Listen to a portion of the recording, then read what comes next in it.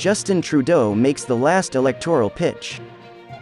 On the last campaign day of a tense election campaign, Canadian Prime Minister Justin Trudeau warned his Conservative opponents that they would undermine the country's fight against the epidemic and that Canadians need a science-based government.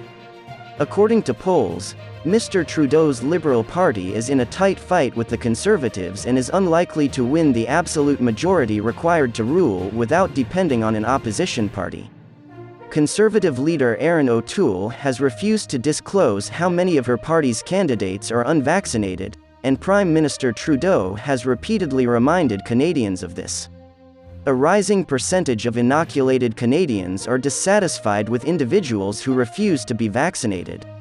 Mr. Trudeau favors making vaccinations obligatory for Canadians traveling by air or train, a position opposed by the Conservatives. And Mr. Trudeau has said that the Conservative-run province of Alberta is in crisis.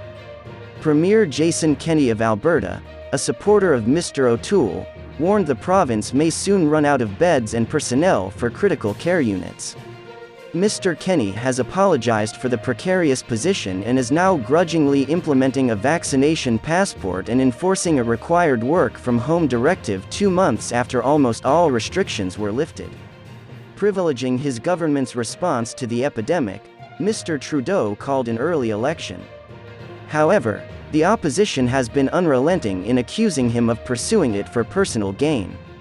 A Conservative win would be a reproach for Mr. Trudeau, whose adversary bears a little part of his name. Mr. O'Toole, 47, is a war veteran, a former lawyer, and a 9-year member of Parliament. When Mr. Trudeau, 49, won in 2015, he channeled the star power of his father, Liberal leader and former Prime Minister Pierre Trudeau, but a mix of high expectations, overexposure, and controversy added to weariness.